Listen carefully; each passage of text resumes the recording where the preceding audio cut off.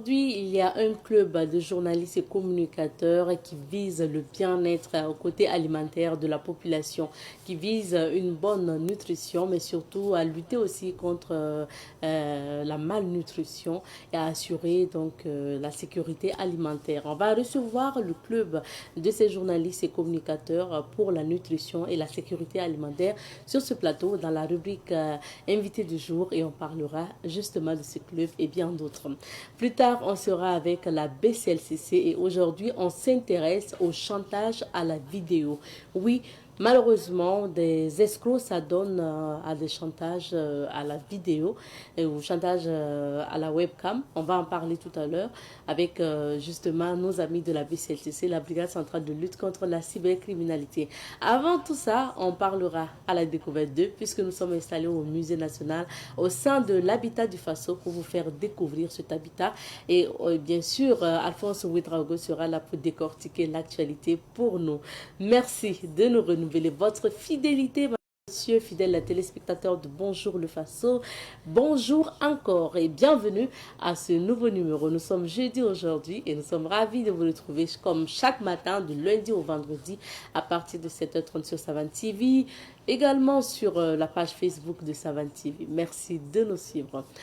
Allez, on part tout de suite et maintenant pour la première rubrique, c'est à la découverte de. Nous sommes installés au sein du Musée national pour vous faire découvrir l'habitat du Faso. L'habitat du Faso, justement, qui peut vous accueillir pour vous faire découvrir ces habitats de plusieurs ethnies du Burkina Faso au sein du Musée national. On écoute les témoignages de notre guide qui a bien voulu nous amener à la visite de ce site touristique-là. On regarde, on écoute et on revient. De la boucle de Monde, nous parachutons à l'est du Burkina où nous allons rencontrer la communauté Gourmantier. Alors, voici, nous sommes au niveau de l'habitat Gourmantier. Avec sa particularité, d'abord, nous avons une maison avec un toit en paille et devant, vous avez une meule. Et c'est cette meule-là qui est utilisée par les femmes pour moudre la farine. Alors, pourquoi un peu une ressemblance avec d'autres communautés, on le verra plus loin, qu'ils ont un lien avec certains groupes ethniques tels que les Mossé. Nous sommes à l'intérieur d'un habitat gourmandier. Et chez les gourmandiers, il faut dire que la géomancie fait partie, en tout cas, de leur activité phare. Donc, en témoigne la présence du sable que nous avons devant nous. Et chez les gourmandiers, tout s'explique à travers le sable.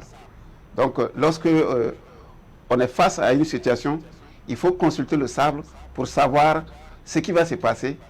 On peut même mettre de l'arachide à l'intérieur. Mais là, c'est utilisé souvent pour de petits-fils, voilà, ou aux étrangers qui arrivent, on peut prélever quelque chose comme de l'arachide et autres.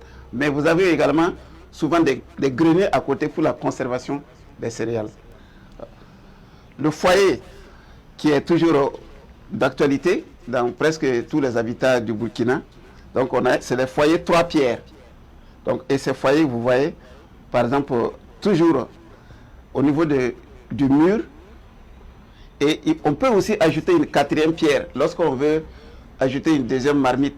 Et là, ça permet d'économiser en bois au lieu de faire un 2e foyer. Alors, maintenant, nous voyons des canaries empilés. Ça fait partie d'une des fonctions du mobilier domestique traditionnel qui est la décoration. Quand vous rentrez dans la maison d'une femme, à travers la manière dont elle va classer je dirais ses ustensiles, on peut savoir c'est quel type de femme qui vit dans la maison, si elle est ordonnée ou pas. Et c'est en même temps des lieux de cachette, voilà, ou de leur trésor.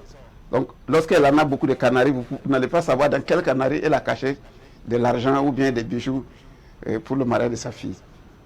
Maintenant, au niveau de l'art vestimentaire, vous avez ici un habit traditionnel du Faso d'Anfani, je dirais typique au gourmandier. C'est beaucoup plus la couleur noire et le fond noir avec le rouge, mais également nous avons aussi du blanc et du bleu qui fait partie aussi de leur tenue traditionnelle.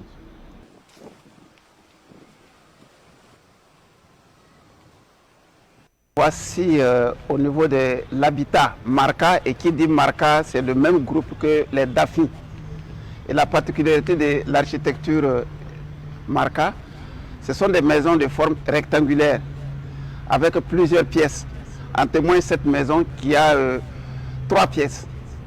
Et quand vous y entrez, une autre particularité, c'est le mobilier que vous allez voir à l'intérieur. Et le toit de la maison est en terrasse.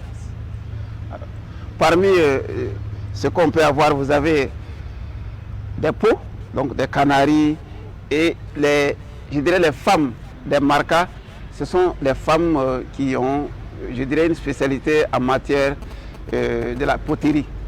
Voilà. Donc vous allez voir par exemple que dans la région de Kériba et autres, les femmes sont connues pour la poterie. Et ce qui fait que vous allez voir qu'il y a beaucoup de mobilier en argile cuite. Maintenant, au niveau de l'art vestimentaire également, les Marca sont très connus, avec par exemple leur pain qu'on appelle le pain toutou. Un pain très cher parce qu'il est constitué de soie et du coton. Donc le prix de la soie fait que ce pain aussi est également très cher. Et un homme par exemple qui n'achète pas ce pain pour sa femme, ce qui veut dire que soit il est pauvre, soit il est avare. Étant donné que nous sommes au niveau de l'habitat Marca, nous voyons également un champ de sésame. Il faut dire que le sésame est une culture très répandue dans la région de la boucle du Moun. Et c'est pour cela que vous voyez que le sésame se trouve à côté de l'habitat. Et également, le sésame est très connu pour, en tout cas, ses qualités en matière d'huile. Il faut dire qu'au niveau des habitats traditionnels, une grande majorité de ces habitats-là sont faits à base de toits en bois. Cela est dû au fait que chaque communauté utilise les matériaux qui étaient à sa disposition. Et également selon le contexte. Quand nous prenons par exemple les Gurunsi, les Samo, vous allez voir que les Marca, ils utilisent l'architecture avec un toit en bois. C'est parce que dans ces milieux, le bois était le matériau le plus utilisé. Et également, ça dépend de la technique. Étant donné que c'est des maisons sous forme carrée ou rectangle, on ne peut pas utiliser un toit en paille facilement. Voilà. Et de même, vous allez voir qu'au niveau de l'habitat Peul, vous allez voir que c'est une architecture faite à base de paille. Ça aussi, c'est dû pour un contexte bien connu, qui est le fait que, comme c'est des nomades, ils ne peuvent pas utiliser des matériaux de fortune. Voilà, cela les oblige à utiliser des matériaux qu'ils peuvent facilement déplacer. La terre rouge est utilisée au niveau de certains habitats tels que l'habitat Bobo ou l'habitat Sénéfo. Cela est dû tout simplement au type de sol qu'on retrouve dans ces régions-là. Vous allez voir quand vous allez dans la région de Bobo ou dans la région des Cascades, il y a la latérite rouge qui donne cette couleur-là au niveau de l'habitat. Lorsque vous arrivez au niveau de chaque habitat, une des particularités sur la majorité de nos habitats traditionnels, c'est que la porte d'entrée est basse. La raison, c'est que lorsque vous allez chez quelqu'un, on peut expliquer ça, vous devez vous abaisser. On ne peut pas rentrer chez quelqu'un, je dirais, d'une manière comme si vous êtes rentré en brousse. Donc quand vous arrivez, il faut vous abaisser. C'est un signe de respect pour la personne qui va vous accueillir. Nous étions au Musée national, plus précisément au sein de l'habitat du Faso, pour découvrir notamment, bien sûr, l'habitat du Faso à travers cette chronique à la découverte d'eux. Et on dit merci à M. Auguste Bado. Je rappelle qu'il est guide touristique au sein du Musée national. Alors, pour la suite, on va s'informer tout à l'heure avec Alphonse Ouedraogo, mais en attendant, on marque une petite pause et on l'installe. Nous recevons Alphonse Ouedraogo qui va partager l'actualité avec nous. Bonjour Alphonse. Bonjour Madame Nikiema, bonjour à toutes et à tous. Bienvenue. Merci. D'abord les titres. Tout à fait, et je commence avec le quotidien d'État Sidouaya de ce matin. Et nous parle donc d'une interview avec Seydou Baro, directeur de la Banque des dépôts du Trésor. Il déclare: le texte donne 18 mois pour virer les salaires des fonctionnaires à la Banque des dépôts du Trésor. Région du Nord, 517 000 tonnes de céréales attendues, nous annonce donc le journal. Secteur de l'assurance, le gouvernement décide la création d'une société de réassurance, c'est-à-dire toujours d'un citoyen. Dans sa rubrique L'Autorega, le journal citoyen écrit: L'autre, l'enfer soudanais, c'est-à-dire à la page 3 du journal. Le quotidien Bobolais, l'Express du Faso, à sa une ce matin, on peut lire retour à la culture du coton génétiquement modifié. Les producteurs n'attendaient que cela, déclare donc le président de l'UNPCB. Dans sa rubrique Autant le dire, le quotidien Bobolais écrit comme quoi la lutte contre le terrorisme et la souveraineté sera longue. Soutient à la production nationale, l'importation des fils de tissage et de paille tissée interdite par donc les autorités. Actu commentaire, les Burkinabés ne méritent pas ça, déplore donc le journal. Secteur de l'assurance, le gouvernement décide la création d'une société de réassurance, nous annonce le quotidien Bobolais. Le journal Le Quotidien de ce matin, on peut lire Isiaka Ouedraogo, président du CISA, qui déclare la soif du pouvoir et l'aveuglement bestial de certains Burkinabés ont manifestement atteint des limites insoupçonnées. Une interview à lire donc à la page 6. Secteur de l'assurance, le gouvernement décide la création d'une société de réassurance. Lutte contre le grand banditisme et le trafic de stupéfiants à Ouagadougou, deux réseaux démantelés. Bénin, tentative de coup d'État déjouée, annonce donc le procureur spécial de la République de Bénin. Le journal L'Observateur nous parle ce matin de présumées attaques à main armée et écrit une dizaine de suspects ont été interpellés par la gendarmerie nationale. Conseil des ministres, création d'une société de réassurance, décide donc le gouvernement. Exposition tourisme pour la paix, un vernissage pour tendre des passerelles, c'est-à-dire à la page 10. Contrôle véhicule de diplomates, les affaires étrangères assurent. Dossier, achat avion et équipement militaire au Mali. De quoi accouchera le procès, se demande donc le journal dans sa rubrique Regard sur l'actualité. Salon panafricain des personnes âgées. Rendez-vous prochain avec Papi et Mamie au siège du FESPACO, écrit le journal. Le journal Le Pays, à sa une ce matin, on peut lire Assemblée générale de l'ONU, le ministre des Affaires étrangères dans une offensive diplomatique. Grand banditisme à Ouagadougou, quand une chute à moto conduit au démantèlement d'un réseau de trafiquants d'explosifs. Secteur de l'assurance, le gouvernement décide la création d'une société de réassurance. C'est donc dans le compte-rendu du Conseil des ministres. Complot contre la sécurité de l'État, le procureur général ouvre une information judiciaire. Contrôle de véhicules à l'entrée de Ouagadougou, le ministre Karamoko Traoré rassure les diplomates. Conseil des ministres toujours. Le commissaire divisionnaire Bonsoin de Sankara est nommé directeur général adjoint de la police nationale. Dans sa rubrique Révélation, le journal écrit quartier Nord-Saint à Ouagadougou, un corps sans vie repêché dans un plan d'eau, c'est-à-dire à la page 7.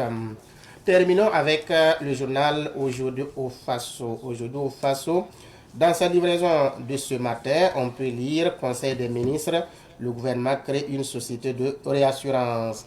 Ministère du Commerce et Finances, interdiction de l'importation des fils de tissage et des pailles tissées. C'est donc à lire à la page 4. Nations Unies, opération de charme du ministre Traoré à New York, nous informe le journal. Fouille des voitures diplomatiques, la note verbale explicative des affaires étrangères, c'est à lire à la page 9. Dans sa rubrique News du jour, le journal écrit une nouvelle coordonnatrice du système des Nations Unies au Niger.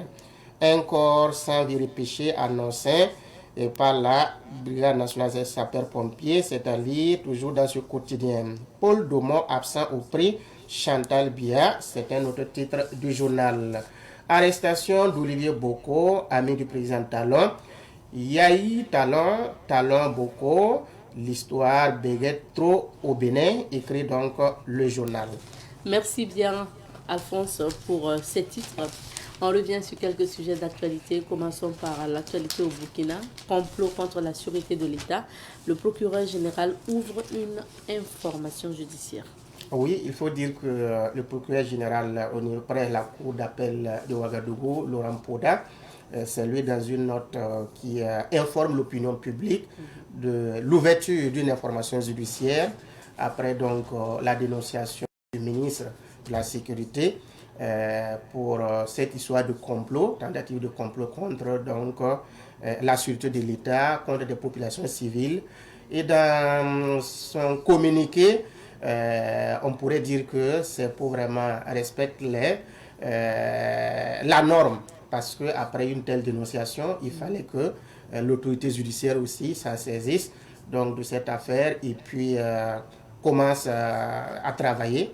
Et dans son communiqué, on a pu remarquer qu'il a instruit instamment le procureur du Faso près du tribunal de grande instance Ouaga 2, en tout cas, de commencer les investigations pour qu'on arrive donc à un rapport qui permettra à la justice de pouvoir travailler. Donc c'est tout à fait normal qu'après la sortie du ministre de la Sécurité, que le procureur se prononce sur cette question, parce que le principe était que cette dénonciation, ou en tout cas cette information qui a été donnée par le ministre de la Sécurité, vienne du procureur, parce que c'est son ressort. Et je pense que peut-être c'est en fonction de l'urgence qu'il y avait, que le ministre a donc fait, en tout cas cette lecture de dénonciation de ces personnes-là qui, en tout cas, nourrissaient l'ambition de conduire encore le pays vers un chaos. L'un dans l'autre, ça se complète. Et cette sortie du procureur général, juste pour achever en tout cas respecter les règles d'usage, parce que c'est par cette manière que ça doit se passer. Vous avez vu par exemple au Bénin, quand il a été hier, l'information qui a été donnée par le procureur spécial, c'est que des gens proches du président Talon ont été arrêtés parce qu'ils voulaient procéder à la déstabilisation du régime. Donc, pour une information du citoyen, la voie indiquée, c'est au niveau de la voie judiciaire, c'est le procureur, et je pense que cette sortie, on pourrait dire tant mieux, c'est ce qui devait se faire. C'est pour dire quand même que voilà, il y a un travail de consensus ou de collaboration. Puisque le risque c'est quoi? Le risque est que après la sortie des dénonciations du ministre de la Sécurité, imaginez que l'information judiciaire qui est ouverte au niveau donc, du parquet aboutisse à citer des noms qui ne sont pas les noms cités par le ministre de la Sécurité, qui a voix d'autorité, on pourrait dire qui vient du gouvernement, mais cette ambiguïté va créer vraiment des suspicions. Donc c'est pour cela que j'ai dit que la voie indiquée pour communiquer, c'est cette voie qui est sortie hier avec donc un communiqué signé par le procureur général. Et je pense que c'est souvent ce risque-là qui fait qu'on laisse à la justice de communiquer pour ces cas et demander aux gens de venir témoigner pour la manifestation de la vérité. C'est ce qui est indiqué. Mais je pense aussi que, étant par exemple membre du gouvernement, le ministre, quand il parle, des gens peuvent penser que c'est contre certaines personnes, même si c'est vrai, c'est difficile à passer au niveau d'une certaine opinion. Parce qu'étant juge de parti, c'est comme si on indexait une partie, ça peut donner lieu à des interprétations. C'est pour cela que la voie indiquée, c'est la voie de la justice, et je pense que ce n'est que partie remise. Ok. Tout compte fait, toute personne ayant des informations en lien avec cette affaire peut aller à la justice. Oui, c'est ce que le parquet a dit. Quand on parle d'information judiciaire. Voilà, il y a cette réglementation, cette loi qui permet de protéger toute personne qui part donc faire son témoignage au niveau donc du tribunal, au niveau du parquet du tribunal de grande instance de Ouaga 2. La personne sera protégée, c'est dans l'anonymat. Je pense que c'est ce que les gens doivent avoir comme information. C'est très important parce que quand vous faites ce témoignage-là, ça aide beaucoup ceux qui vont vraiment faire le travail. Ça contribue à la manifestation de la vérité. C'est pour cela que tout citoyen, en tout cas ayant des informations, est demandé de passer donc faire son témoignage.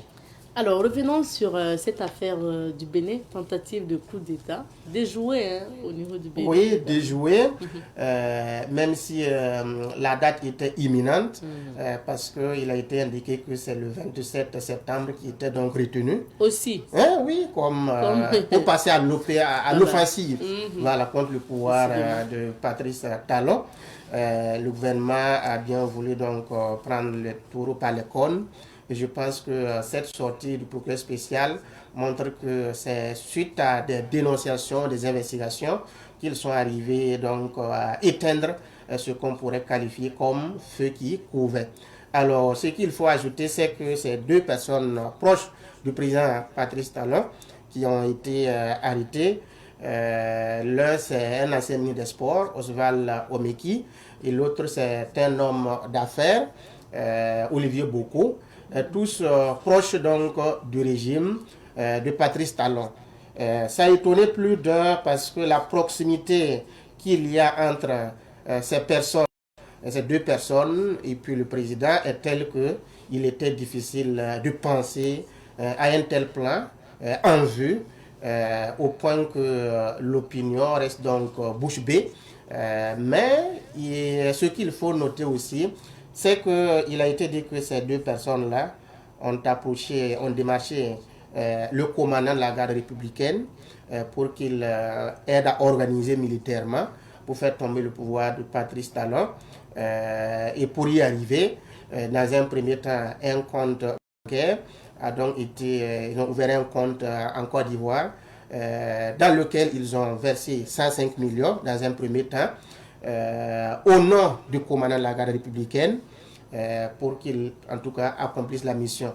Dans un deuxième temps, c'est au Bénin maintenant, au domicile donc de Olivier Boko, qui avait donné rendez-vous parce que promesse avait été faite au commandant de la garde républicaine de lui donner encore une autre somme. Et c'est 1,5 milliard qui était mobilisé pour en tout cas pour la circonstance. Et c'est au moment de la transmission de cette somme-là que le commandant a certainement alerté les autorités et que la police est arrivée sur le champ au domicile donc de Olivier Boko et procédé donc aux arrestations de ces deux personnes-là. Ah oui, donc succinctement, c'est le plan. Il y a eu trahison ou quoi? Ben, difficile. Il n'a pas coopéré, il n'a pas voulu se lancer dans ce coup. Et je pense que, en tout cas, les gens, ils se demandent encore comment ces deux personnes proches de Patrice Talon sont arrivées vraiment à avoir une telle visée, une telle idée, en tout cas au point de vouloir déstabiliser son pouvoir. On attend de voir la suite. Troisième sujet, Alphonse, le gouvernement annonce la création d'une société de réassurance.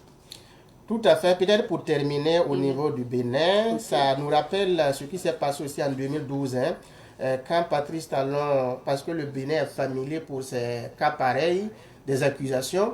En son temps, le président Yahi Boni avait donc accusé le président Patrice Talon, en ce moment homme d'affaires, patron du coton au Bénin, d'avoir essayé d'attenter à sa vie à travers donc un empoisonnement. Cela a créé un climat délétère entre les deux personnes qui étaient des amis.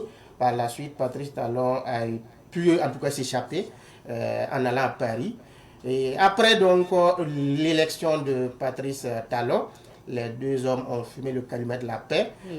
Donc, ce qui est en train de se passer, beaucoup d'observateurs se demandent si c'est exactement le même plan qui est en cours. Difficile de le savoir, d'autant plus que l'autre n'a pas déclaré sa candidature d'abord, l'homme d'affaires, Olivier Boko. Mais du reste, ça ressemble à cela. Alors, ceci dit, pour le gouvernement qui annonce donc retour, oui, au Burkina. Voilà, la création d'une maison de réassurance, une société de réassurance. Je pense que le ministre des Finances a été clair. Il dit que le Burkina Faso occupe aujourd'hui la 4e place au niveau de la conférence interafricaine des marchés d'assurance. Quand vous regardez, nous avons beaucoup de maisons d'assurance. On peut dire que peut-être que ça avoisine même la vingtaine. Donc, à analyser ce qui rentre comme argent, tout, c'est quand même énorme que l'État n'ait pas sa main dedans. Alors, donc, cette décision, en tout cas, du gouvernement de se lancer dans ce secteur, pour que l'État burkinabé puisse avoir une maison de l'assurance, répond au fait que c'est un secteur qui fait beaucoup perdre d'économie au trésor. Et pour, en tout cas, essayer de conserver le minimum, l'État burkinabé s'est engagé. Il a dit que les maisons d'assurance actuelles auront des parts, mais l'État aura 51% des parts et 49% pour les autres maisons d'assurance au niveau national. Donc, c'est dans le souci, en tout cas, de faire gagner quelque chose par l'État burkinabé que le gouvernement a donc pris une telle décision, quand on sait que les maisons d'assurance amassent en tout cas beaucoup d'argent. Et je vous dis que ceux qui ont eu des cas d'accident, qui ont suivi des maisons d'assurance pourraient en tout cas être dédommagés. Beaucoup peuvent témoigner toute la difficulté qu'il y a pour en tout cas d'avoir ces dédommagements-là par moment. Donc cela est même critiqué par moment et je pense que l'État a voulu donc avoir son mot à dire dans ce secteur. On termine par le grand banditisme à Ouaga, un réseau de présumés malfrats interpellés. Oui, un réseau de présumés malfrats interpellés. Pour ces deux réseaux, mais pour l'autre réseau, le pays, par exemple, nous informe que quand une chute à moto conduit au démantèlement d'un réseau de trafiquants d'explosifs, comment les choses sont passées? Alors, c'est devant donc un domicile privé, en tout cas d'une personnalité, où il y avait la garde, un jeune est arrivé, il est tombé. Et c'est en voulant donc se lever que les autres, la garde, la sécurité qui était à côté, est venue donc pour lui apporter le secours. Voilà. Et c'est en voulant l'aider qu'ils se sont rendus compte qu'il avait une arme. Et la sécurité a voulu savoir d'où provient donc cette arme. Et je pense qu'il a essayé de s'échapper, mais il n'a pas pu. Donc, ce jeune en question a été remis donc aux forces de l'ordre. Après donc investigation, ils se sont rendus compte qu'il est dans un réseau de malfrats, de trafiquants, de détention d'armes à feu, beaucoup de choses. Donc, le réseau a été démantelé par cette manière. Et je pense que la brigade de recherche de la gendarmerie qui a fait le point hier avec les journalistes a montré qu'ils sont nombreux. Aujourd'hui, il y a le grand banditisme qui est là. Il y a des zones où ce n'est pas indiqué de s'y promener à une certaine heure. Tout cela est dû au fait que des enfants qui ont l'âge entre 18 à 25 ans se lancent dans ce réseau de banditisme. La gendarmerie nationale a fait son travail. Et en même temps, ils ont interpellé les parents. Chacun doit pouvoir faire son travail. Quand vous avez votre enfant, il faut suivre ses mouvements. Il faut par moment rentrer dans sa chambre fouiller à son absence. Qu'est-ce qui l'amène? Il faut comprendre en tout cas tous ces mouvements. Parce que l'éducation, c'est aussi ça la responsabilité. Fouiller même les sacs, scolaires. Là. Voilà, parce que laisser les enfants comme cela, il leur donner de l'argent, dès lors qu'ils finissent de manger et qu'il y a toujours des sous en main, mais il peut penser à autre chose. Et c'est en suivant des groupes de jeunes qu'il peut devenir en tout cas irrécupérable de par leur comportement. Donc, c'est un message qui doit être bien reçu par l'ensemble des Burkinabés et chacun doit vraiment se mettre à l'œuvre pour éradiquer donc ce grand banditisme qui sévit dans nos contrées. Ah oui. Merci beaucoup, Alphonse, pour ces analyses. À présent, nous allons sillonner quelques villes d'affaires pour découvrir ce que nous réserve Dame Nature aujourd'hui. Nous recevons pour vous aujourd'hui M. Abel Azorandé. Il est chargé du partenariat au niveau du club des journalistes et communicateurs pour la nutrition et la santé alimentaire. Bonjour à vous. Bonjour. Bienvenue sur ce plateau. Merci. Alors, vous êtes venu accompagné du chargé de la fortification des aliments à la direction de la nutrition. Il s'agit de M. Abdoulaye Gueye. Bonjour à vous. Bonjour. Bienvenue. Merci. Merci à tous d'être là pour nous parler de nutrition, mais qu'on découvre ensemble aussi le club. Alors, Monsieur Azorandé, le club des journalistes et communicateurs pour la nutrition et la sécurité alimentaire. Qu'est-ce qui pousse des journalistes à aller sur ce terrain? Merci. Qu'est-ce qui pousse les journalistes à aller sur ce terrain? Il faut dire qu'effectivement, nous sommes journalistes. Nous sommes également communicateurs. Il y a des communicateurs parmi nous. Et depuis 2012, nous avons fait un constat. Nous avons constaté donc que la situation nutritionnelle au Burkina était préoccupante au regard des quelques chiffres que nous détenions par devers nous à travers la direction de la nutrition. Et nous nous sommes dit pourquoi pas accompagner le gouvernement burkinabé dans ce combat à travers les actions de visibilité de tout ce que le ministère fait à travers la direction de la nutrition, mais également de contribuer à sensibiliser les populations. C'est donc ce qui nous a amené donc à sur place ce club-là depuis 2012. Depuis 2012. Donc l'objectif principal, c'est accompagner la direction de la nutrition. L'objectif principal, c'est accompagner donc le ministère de la Santé, l'État burkinabé, donc pour l'amélioration de la situation nutritionnelle au Burkina. Et quand on parle justement d'accompagner le ministère de la Santé ou le gouvernement pour donner aussi de la visibilité, quelles sont les activités que le club des journalistes et communicateurs organisent, notamment pour accompagner ou donner de la visibilité pour les actions en lien avec la nutrition? Alors déjà, il faut dire que le club a en son sein plus de 70 membres qui sont répartis sur l'ensemble du territoire burkinabé et également dans presque tous les médias, tous les types de médias audiovisuels, presse écrite, presse en ligne sur l'ensemble du territoire burkinabé. De prime abord, en termes d'activité, nous essayons d'être en contact avec les populations pour comprendre à notre niveau quelles sont les insuffisances et également quels sont les besoins et quels sont les goulots d'étranglement. Et en termes d'analyse, en termes d'enquête, en termes de reportage terrain. Et cela aide également le ministère à prendre en compte un certain nombre d'aspects. Au-delà de ça, nous faisons des sorties terrain où nous rencontrons les populations avec, bien évidemment, le ministère à travers la direction de la nutrition avec ses spécialistes pour aller sur le terrain, pour toucher du doigt les réalités terrain. Parce que vous n'êtes pas sans savoir qu'au Burkina, quand vous prenez les statistiques de la direction de la nutrition, par exemple, vous vous rendez compte de façon paradoxale, nous avons des régions dites greniers. Ces greniers, ces régions sont malheureusement dans lesquelles on trouve beaucoup plus d'enfants et de personnes malnutries. Qu'est-ce qui peut expliquer ce genre de situation? Voilà autant de questions que nous essayons d'aller poser aux populations pour comprendre les problèmes qui sont liés au-delà des aspects techniques, des aspects scientifiques que les techniciens peuvent aborder. Nous faisons donc ces sorties terrain-là.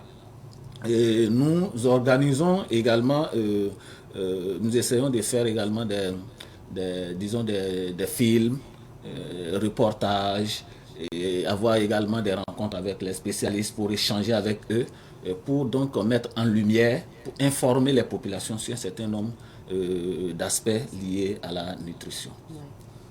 Merci bien.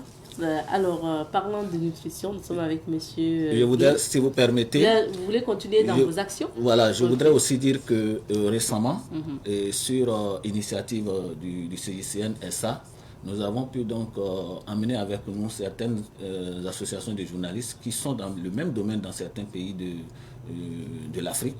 Et nous avons pu mettre en place également l'EGICAN. L'EGICAN qui est l'initiative des journalistes et communicateurs pour la nutrition.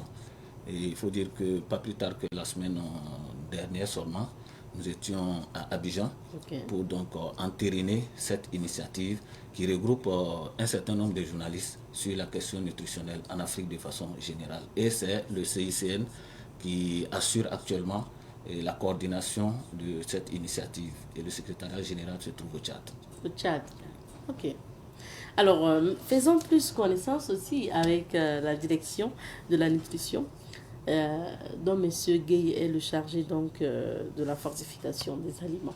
C'est quoi en fait déjà la direction, et quand on dit chargé de la fortification des aliments, c'est quoi en fait votre travail exactement?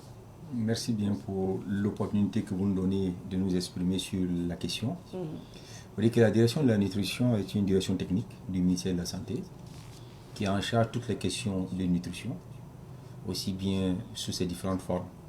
Parce qu'il faut reconnaître que le problème est multifactoriel, donc la solution ne peut être que multisectorielle. La malnutrition par elle-même, c'est l'apport insuffisant d'éléments nutritifs qui va se traduire par soit une malnutrition aiguë ou chronique ou retard de croissance. Et lorsque l'apport est excessif, on se retrouve dans des situations de surpoids ou d'obésité. À côté de cela, il y a une troisième forme qui peut cohabiter avec les deux premières, qui est appelée la malnutrition silencieuse ou cachée. C'est celle due aux carences en micronutriments. Donc le ministère de la Santé, à travers sa direction technique, se charge de toutes ces questions, de faire le dépistage, de faire la prévention, et surtout d'apporter aussi toutes les mesures qui peuvent concourir à circonscrire donc, à cette maladie-là. Pour revenir à votre deuxième question, qu'est-ce que la fortification? Il faut dire que la fortification des aliments, c'est l'apport d'éléments nutritifs, notamment des micronutriments, au niveau des aliments afin d'améliorer leur valeur nutritive et contribuer ainsi à un mieux-être en santé publique. D'accord. Alors, pour peut-être donner aussi des exemples, est-ce que c'est comme peut-être les vitamines qu'on retrouve dans certains aliments, qu'on ajoute à l'alimentation d'un individu pour sa santé? Oui, quand je dis apport de micronutriments, on fait allusion donc, notamment aux vitamines et aux sels minéraux. Il faut dire que dans la dynamique de développement que les pays se sont imposés, notamment l'industrialisation, ça nous amène à transformer les aliments et souvent même à les ultra-transformer, ce qui aura pour conséquence une déperdition des micronutriments qui sont naturellement contenus dans les aliments. Donc nous éliminons de façon, j'allais dire, volontaire ou involontaire, ces éléments-là, et à la longue, nous sommes obligés de faire un apport extérieur en micronutriments pour compenser ce déficit-là. Donc, de plus en plus, nous mangeons ultra transformés. Donc, les aliments sont riches en éléments énergétiques, mais pauvres en vitamines et en sels minéraux. Ok. Quand vous parlez d'aliments transformés, c'est un peu tout ce qu'on retrouve sur le marché, sur les conserves déjà faits depuis longtemps et tout. Voilà. Parlons des micronutriments. Je souhaite qu'on revienne sur ça. Quels sont les principaux micronutriments justement ajoutés lors de la fortification des aliments pour surtout les aliments de grande consommation? Il faut dire qu'il existe plusieurs types de fortification des aliments. Il y a la fortification qui peut être volontaire, qui est la pratique courante des industriels, qui pour des raisons commerciales peuvent décider d'enrichir tel ou tel aliment en micronutriments, en vitamines, ce qui va permettre de booster leur vente. Il y a la fortification, j'allais dire,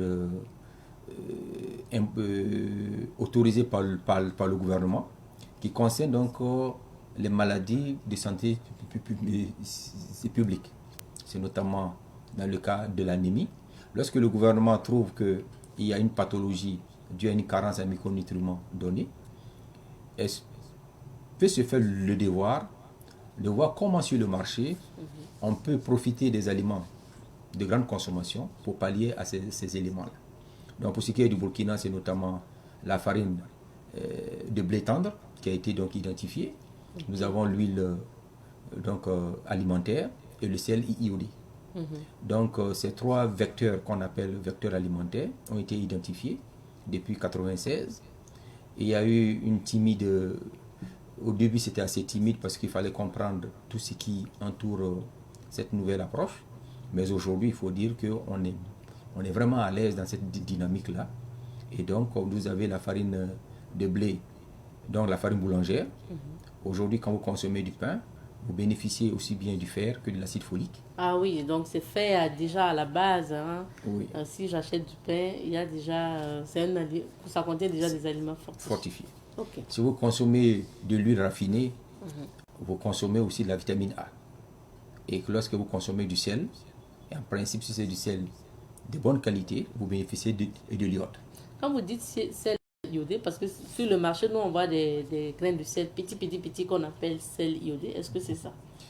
L'iodation du sel n'est pas directement liée à ça, j'allais dire, au poids ou bien à la taille des cristaux. Normalement, en 2013, tout sel qui rentre sur le territoire burkinabé doit être iodé. Depuis 2013. Nous travaillons avec l'association des importateurs de sel, avec lesquels nous essayons de les amener à adhérer à cette dynamique-là. Et nous espérons que, il faut dire qu'il y a des efforts qui sont faits, mais c'est un secteur qui est beaucoup touché par l'informel. Donc, on est toujours dans la même dynamique de les amener donc, à adhérer à cette dynamique. Alors, ça, on vient de découvrir les aliments, en tout cas, qui contiennent, qui ont été fortifiés. C'est comme ça qu'on dit. C'est ça. Qui ont été fortifiés. Maintenant, monsieur Abel disait tout à l'heure que, notamment après les enquêtes, si le ministère arrive à notamment répertorier des enfants ou des personnes malnutries, anémiées, vous avez dit tout à l'heure, il y a peut-être des mesures qui accompagnent. Est-ce que pour ces personnes spécifiques-là, il y a des aliments ou de l'accompagnement spécifique? Et quels sont ces accompagnements-là? Comme je disais, la fortification est peut-être ciblée. Et là, elle va concerner donc une tranche de population bien précise. C'est le cas des femmes enceintes. C'est le cas des enfants en âge scolaire ou des enfants, j'allais dire, de moins de 5 ans. Ce sont ces enfants-là qui bénéficient le plus de cet apport-là. Donc, au-dessus de cela, si on a une population cible qui pose un problème pour dans la carence d'un micronutriments bien précis, des orientations seront données par la hiérarchie afin de choisir l'aliment. Il faut que ce soit un aliment de grande consommation par cette cible. Parce que la fortification des aliments respecte un certain nombre de principes, parmi lesquels ça ne doit pas modifier les habitudes alimentaires, ça ne doit pas impacter sur la couleur de l'aliment, et aussi sur ce qu'on appelle communément la qualité organoleptique de l'aliment, c'est-à-dire le goût. Le goût. Alors, vous allez me corriger si je me trompe. Pour les enfants, souvent, dont le poids est... Bon, ils n'ont pas un bon poids par rapport à leur âge. Parce que dans les maternités, pour les peser, on voit souvent, quand on prend la taille et puis le poids de certains enfants, on les oriente vers d'autres services où on donne le chocolat que beaucoup connaissent là. Est-ce que justement, ça rentre aussi dans le cadre des carences et autres là? Je vous remercie déjà d'avoir posé cette question-là qui est prise à bras le corps par le ministère, parce que il y a eu un laisser-aller.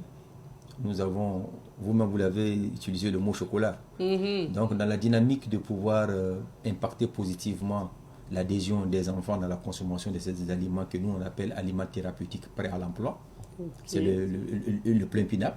Voilà. Malheureusement, en l'appelant chocolat pour donner l'envie à l'enfant de consommer donc ce sachet alimentaire. Bon, on a créé malgré nous d'autres trucs à côté qui font qu'aujourd'hui, les parents ont finalement intériorisé cette appellation et en ont fait un autre usage. Mais en rappel, il faut dire qu'un sachet de ce plein pinap, qui est un aliment, qui est un médicament, c'est un médicament, je tiens à le préciser, c'est un médicament. À lui seul, le sachet fait 500 calories, 500 kilocalories. C'est-à-dire c'est à peu près un tiers des besoins énergétiques d'un enfant. Vous imaginez un enfant, c'est excellent pour un enfant qui n'a pas d'appétit, qui est en situation de malnutrition. Cet apport de un tiers va lui permettre d'avoir des forces et de pouvoir consommer les aliments qui sont dans sa communauté. Par contre, un enfant bien portant, qui prend en plus 500 kilocalories, c'est un enfant qui est prédisposé plus tard au surpoids et voire à l'obésité. Mais c'est une information que vous nous donnez. Et souvent, c'est pas un sachet par jour que certains font consommer à leur enfant. Souvent, ça peut valoir 2, 3 jusqu'aux besoins de l'enfant. Ça veut dire que c'est grave ce que les femmes font. C'est le lieu ici d'interpeller les différents parents qui s'adonnent à cette pratique que je qualifierais de pas très catholique, bien que je sois musulman. Donc c'est pour dire tout simplement que donner 2 ou 3 sachets, 3 sachets vous êtes à 1500 kilocalories. C'est le besoin énergétique de l'enfant pour toute la journée. Et donc si en plus de cela, si l'enfant mange normalement, vous voyez que l'organisme ne peut qu'accumuler. Et cet excès d'apport va se transformer par de la matière grasse, dont les tissus adipeux vont prendre de l'ampleur et le surpoids va s'installer. Et mieux encore, un enfant de moins de 15 ans en surpoids est appelé à être obèse à l'âge adulte. D'accord. Merci pour l'information. Donc faites très attention, ce n'est pas fait pour tout le monde. Parce que souvent les femmes même se partagent ça. Hein. Il faut se dire la vérité, même dans les établissements, vous voyez. Bon, ça veut dire que c'est un champ vaste hein, concernant la nutrition. Alors, pour vous qui êtes plus sur terrain, enquête, reportage, au contact aussi de la population, même si je sais que la direction aussi va au contact de la population, qu'est-ce qui vous revient très souvent en termes de carence alimentaire au Burkina? Après, Monsieur Gueye va compléter. D'accord. Qu'est-ce qui nous revient en termes de carence? Le plus souvent, c'est que les populations, le plus souvent, c'est pas, disons, l'aliment qui manque. Mais comment est-ce qu'il faut le consommer au quotidien? Parce que vous n'êtes pas sans savoir que l'organisme a besoin d'un certain nombre d'éléments nutritifs. Et il faut savoir consommer. Quand on vous dit par exemple que un repas est constitué de tel et tel et tel élément, mais il va falloir bien que les populations soient informées de ces différents éléments. Ça, c'est la première des choses. Et qu'elles puissent savoir également, je vais vous donner l'exemple tout simplement du sel dont on parle. Le sel iodé et le sel non iodé. En principe, tout sel qui rentre au Burkina Faso sur le territoire burkinabé doit être iodé. Mais comment on appelle, un citoyen lambda qui est chez lui et qui va dans une alimentation ou bien dans une boutique, comment est-ce qu'il peut savoir que ce sel-ci est iodé ou est non iodé? C'est ça. Voilà. Et dans ce sens, par exemple, le ministère, à travers donc sa direction technique et ses différents partenaires, est en train de prendre un certain nombre de dispositions pour sensibiliser les populations parce qu'il y a des étiquetages qui sont faits sur le sel, par exemple. Il y a des étiquetages qui sont faits, par exemple, sur la farine de blé, le sac de farine de blé pour dire qu'il est fortifié. Donc, ce sont des éléments de communication que nous prenons en compte pour pouvoir sensibiliser les populations pour que ces populations-là puissent reconnaître non seulement les aliments fortifiés, mais également la composition d'un repas quotidien. Et cela leur permet donc de lutter contre les carences en micronutriments, ce qui fera donc qu'on pourra donc un temps soit peu bouter la malnutrition hors du pays. Donc en réalité, ce n'est pas que les populations n'ont pas les aliments, mais comment est-ce qu'il faut les consommer pour que ça réponde aux besoins de l'organisme. Alors, Monsieur Gueye, ce qu'on a l'habitude même d'entendre, c'est que les Burkinabés mangent mal. Quel est votre avis? C'est un peu trop dire qu'ils mangent mal. Comme il a dit tantôt, il y a une certaine règle à observer pour les habitudes alimentaires. Nous avons hérité de certaines habitudes alimentaires, mais surtout aussi d'une hygiène alimentaire. On s'entend par là que vous pouvez avoir une alimentation très riche, aussi bien en micronutriments, vitamines et sels minéraux, mais certaines pratiques vont faire que vous allez inhiber la biodisponibilité, c'est-à-dire le pourcentage dont l'organisme va bénéficier directement. Si vous prenez le cas de quelqu'un qui mange par exemple du foie. Le foie est riche en vitamine A et en fer. Mais si vous finissez de manger le foie et que vous prenez une tasse de café ou de thé, ça contient des tanins. Vous allez réduire donc la biodisponibilité du fer contenu dans le foie. Par contre, si en mangeant votre foie, vous mettez un soupçon ou du jus de citron, qui est de la vitamine C, elle va augmenter la biodisponibilité du fer qui va passer de 25% à 35%. Ça, il faut le savoir, vraiment. Donc, nous avons certaines habitudes alimentaires qui font que, bien que nos aliments soient d'abord, pour la plupart des aliments assez naturels par rapport à certains produits qui ont connu beaucoup de modifications, il y a un problème d'hygiène alimentaire. Ensuite, nous avons l'habitude ici de laisser cuire trop longtemps nos aliments. Du coup, nous détruisons certaines vitamines. Certaines pratiques aussi que nos sœurs et nos épouses et nos mamans utilisent, c'est le découpage de ces légumes. Il ne faut pas... D'abord, il faut découper les légumes assez gros Parce que plus ils sont minces, plus les échanges entre le légume et l'eau sont importants. Et il y a un passage donc de micronutriments dans l'eau. Malheureusement, on n'a pas pour habitude d'utiliser cette eau-là pour la suite de la cuisson. Il faut éviter que les aliments séjournent trop longtemps dans l'eau. Tout cela concourt à une déperdition des micronutriments. Quand vous voulez cuire certains féculents, il faut les cuire en robe de champ, c'est-à-dire avec leur peau. C'est seulement quand ils sont cuits qu'il faut enlever la peau. Ça réduit donc les échanges entre le milieu, j'allais dire, qui est l'eau, les choses. Ensuite, il faut éviter de mettre trop d'eau dans la casserole. D'abord, ça a l'avantage de réduire la consommation du gaz, mais aussi d'améliorer la cuisson. Quand vous avez une petite famille, je suis sûr que c'est instantané. Non, ce que je veux dire, c'est que quand vous mettez les féculents ou les légumes à cuire, il faut que l'eau couvre juste. Il faut éviter de mettre une grande quantité d'eau, parce que là, vous augmentez encore la déperdition. Parce que tant qu'il n'y a pas un équilibre entre le milieu intérieur et le milieu extérieur qui cohabitent, les échanges se poursuivent. D'accord. C'est tellement intéressant ce que nous sommes en train de nous dire. Le temps est terminé. Déjà. Honnêtement, et on ne pourra pas aborder toutes les questions qui nous taraudent l'esprit ce matin. Je pense qu'on verra la possibilité d'avoir encore d'autres émissions ensemble pour parler de fortification, parler de bien-être et surtout de bien se nourrir. Alors, Monsieur Gueye, quel serait votre conseil à l'endroit de la population, que ce soit ceux qui aujourd'hui ont peut-être des enfants qui ont des carences alimentaires ou des personnes bien portantes? Il faut dire que j'ai vu tantôt le logo enrichi qui est passé. D'abord, bravo pour avoir fait cette recherche-là. C'est un logo qui doit être connu de tous. C'est lui qui permet, c'est ce logo qu'on a, c'est lui qui permet de savoir qu'un aliment est enrichi. Il se trouve sur les bidons d'huile, la farine, et pour le sel, c'est marqué tout simplement iodé. Donc il faut que les parents apprennent à reconnaître ce logo-là et puissent désormais faire le choix, un choix éclairé des aliments. C'est aussi dire aux parents que, contrairement au chocolat, comme on l'a dit, c'est vraiment un médicament. Il faut l'éviter, il ne faut le prendre que sur prescription médicale.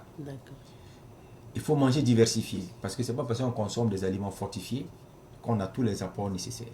Notre alimentation doit être suffisamment diversifiée. Il faut manger suffisamment de légumes et de fruits. Et surtout, il faut se faire plaisir. Manger est un plaisir et ça doit le rester. D'accord, merci beaucoup.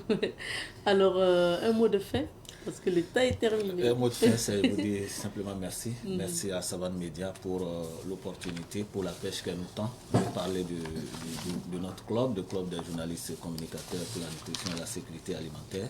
Et il faut dire que c'est ensemble avec la direction de la nutrition, ensemble avec le ministère de la Santé, que nous arriverons donc à buter hors du Burkina la malnutrition. Merci beaucoup et à assurer la sécurité alimentaire. Ça sera tellement bien. Je rappelle que nous recevions comme invité M. Abel Azonrandé. Il est chargé du partenariat du Club des journalistes et communicateurs pour la nutrition et la sécurité alimentaire. Il était également accompagné de M. Abdoulaye Gueye, qui est le chargé de la fortification des aliments au niveau de la direction de la nutrition. On va s'arrêter ici pour l'entretien d'aujourd'hui. Sur ce plateau et ce jeudi, nous sommes avec nos amis de la BCLCC, la Brigade centrale de lutte contre la cybercriminalité, représentée aujourd'hui par le chef de la collaboration policière. Nous sommes avec le lieutenant Napouba Julien Legman. Bonjour à vous, lieutenant. Bonjour, Madame Nikema. Bonjour à l'ensemble de nos téléspectateurs. Merci de nous éclairer encore une fois de plus concernant un sujet en lien avec la cybercriminalité. Aujourd'hui, on parle de chantage à la vidéo, les nouvelles pratiques des cyberdélinquants via des sites de rencontres. Pourquoi ce thème, lieutenant? D'accord. Pourquoi ce thème? Parce que c'est de plus en plus, vous savez, la question donc de la cybercriminalité, des cyberdélinquants se font également très ingénieux et donc ils innovent de plus en plus dans leurs pratiques. Lorsque ils constatent que pour une pratique quelconque, et les gens, avec les conseils, les sensibilisations que nous faisons, les gens commencent à avoir un comportement beaucoup plus responsable par rapport à ces pratiques. Ils innovent dans le but donc de pouvoir attirer donc des victimes dans leur filet. Alors, c'est quoi le chantage à la vidéo? D'accord, il faut dire que le chantage à la vidéo, c'est aussi ce qu'on appelle le chantage à la webcam, où voilà, le cyberdélinquant use donc de moyens frauduleux dans le but que sa victime donc lui partage, que ce soit des contenus intimes, que ce soit des photos, des vidéos, voilà, d'elle-même et surtout, et que ce contenu puisse donc être utilisé comme moyen de chantage, moyen de pression auprès donc de la victime en vue de bénéficier soit d'un service ou de se faire verser donc des fonds.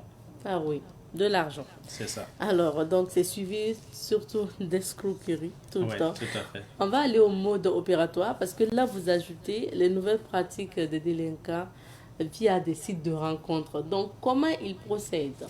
D'accord. Comment ils procèdent? Il faut noter que c'est une pratique qui est vieille, mais qui est de plus en plus pratiquée et très innovée. Il faut noter que actuellement, les cyberdélinquants créent des sites web où ils appellent souvent des sites de rencontres, malheureusement. Voilà, des sites de rencontres. Ça peut être également des agences matrimoniales. Si vous allez sur Facebook actuellement, vous tapez agence matrimoniale, vous allez trouver plein d'agences.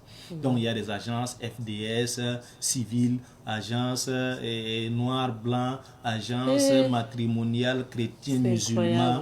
Bon, il y en a de plusieurs types. Donc déjà, une agence matrimoniale dans son sens propre, déjà, c'est quoi?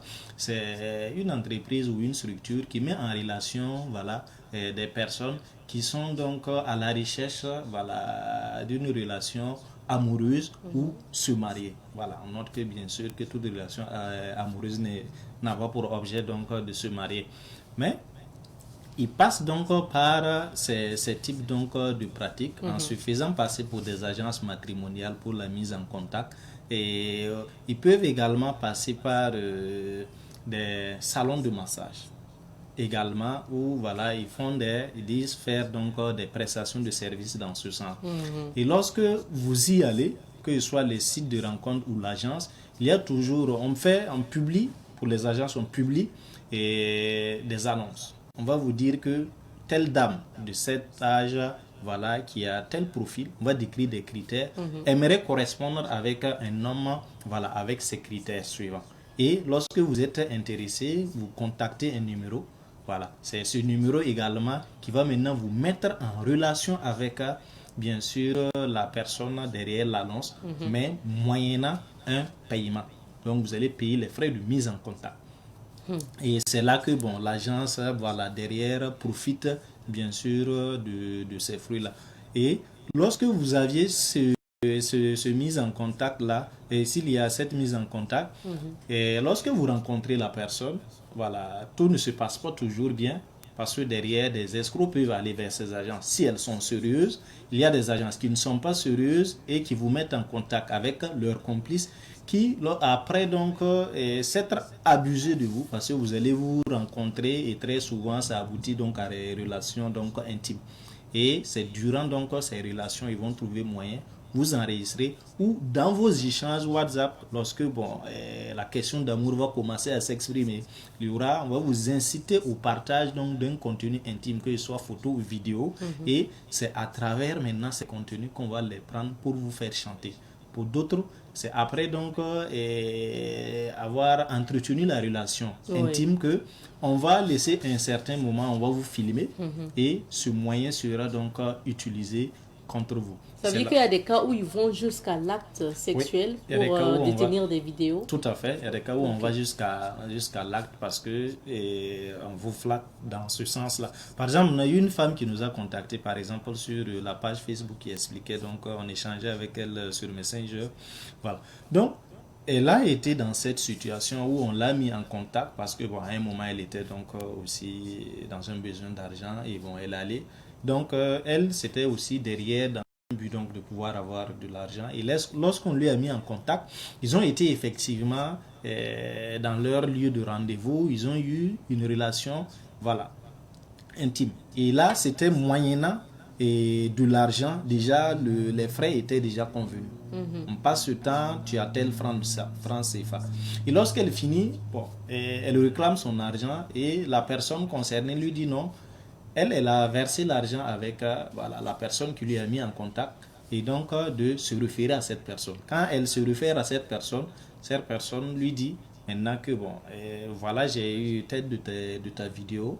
C'est-à-dire si toi-même tu m'envoies de l'argent ajouté, soit je publie donc cette vidéo. C'est-à-dire qu'elle s'est fait avoir doublement. Non seulement la personne qui l'a rencontrée physiquement, c'était le complice de la personne derrière l'écran et on a abusé d'elle. En plus de ça, on a donc ces vidéos intimes qu'on utilise comme moyen de pression et on la menace à nouveau d'envoyer de l'argent sous peine donc de voir sa vidéo être diffusée. Wow. Donc vous voyez, donc on se cache également derrière donc ces pratiques-là pour pouvoir donc inciter donc de plus en plus les personnes et avoir plus de victimes. Justement, il fallait expliquer le mode opératoire, lieutenant, mais après justement ces cas-là, qu'est-ce qui vous est revenu? Qu'est-ce qu'ils réclament à leurs victimes? Pour la plupart du temps, c'est de l'argent. C'est de l'argent parce que l'objet du chantage donc, vise donc à avoir de l'argent. Il y a d'autres cas que nous avions enregistrés où le fruit du chantage, c'était d'avoir à nouveau des relations charnelles avec la personne. Et voilà, intime avec la personne. C'est-à-dire, après avoir eu le premier moment, c'est-à-dire, on a filmé la partenaire, voilà, et après, on l'envoie cette vidéo lui disant, bon, moi j'avais payé au premier rendez-vous. Désormais, soit tu viens te livrer gratuitement ou bien je publie donc ces vidéos ou ces photos intimes donc sur Internet. Et très souvent, sous l'angle de la pression, les victimes, certaines donc se donnent et elles se rendent compte plus tard que ça ne va pas s'arrêter jusqu'à ce que véritablement elles viennent déclarer leur cas à notre niveau pour une prise en charge.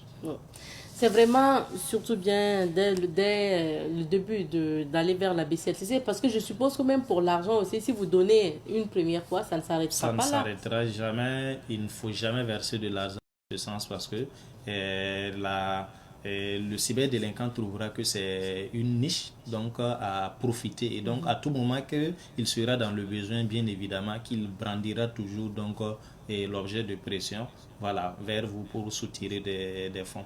Parce que souvent, il flatte donc les victimes comme quoi, si vous payez, il va supprimer la vidéo. Mais quelle assurance avez-vous que la vidéo a été supprimée dans son support? Donc, aucune. Même si vous êtes ensemble et qu'il supprime sur son téléphone, qu'est-ce qui prouve qu'il n'a pas sauvegardé ailleurs? Il peut sauvegarder, il peut avoir une copie à quelque part. Donc, il ne faut jamais donc, donner suite favorable donc, à cette pression. Je pense qu'il faut pas avoir honte, il faut aller et puis expliquer le problème pour trouver une solution. Qu'est-ce qu'il faut faire pour éviter? Parce que quand on tombe dans ça, on peut venir vers vous pour se faire aider, avoir de l'assistance. Mais qu'est-ce qu'il faut faire pour éviter de ce chantage-là à la vidéo? D'accord, ce qu'il faut faire pour éviter, c'est déjà de prendre conscience que rien que la Brigade centrale de lutte contre la cybercriminalité reçoit en moyenne 15 cas par jour. Par jour? 15 cas par jour. En moyenne, 15 cas par jour. 15 personnes sollicitent nos services pour une assistance technique parce qu'elles sont victimes donc, de chantage à la webcam. Donc, c'est de réaliser déjà l'ampleur de la situation. Réaliser déjà que, bon, même si je prends les dispositions et que finalement je tombe dedans, vous n'êtes pas seul. Et qu'il y a un service qui est là et qui peut donc vous accompagner donc, à couper cette relation avec ce cyberdélinquant. Donc, en termes donc, de conseils pratiques, c'est d'éviter donc d'accepter des invitations en provenance de personnes que vous ne connaissez pas.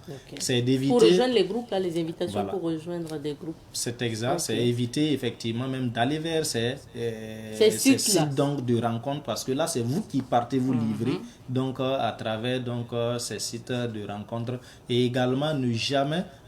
puisque dans certains cas, c'est la victime elle-même qui partage donc son contenu intime. C'est ne jamais envoyer donc son contenu intime, que ce soit pour son partenaire même de vie ou que ce soit donc pour un partenaire que vous venez de connaître. Parce que aujourd'hui, comme l'artiste disait, l'amour peut être bien et demain, ça peut devenir vélo. Et nous ne souhaitons pas que vous vous retrouvez aussi dans une question donc, de chantage. Et ne jamais, surtout, payer la rançon lorsqu'elle est et lorsque c'est réclamé par le cyberdélinquant parce que ça ne s'arrêtera pas. Il vaut mieux très rapidement prendre attache avec la brigade centrale de lutte contre la cybercriminalité pour bénéficier d'une assistance technique et donc se préserver donc de ce chantage.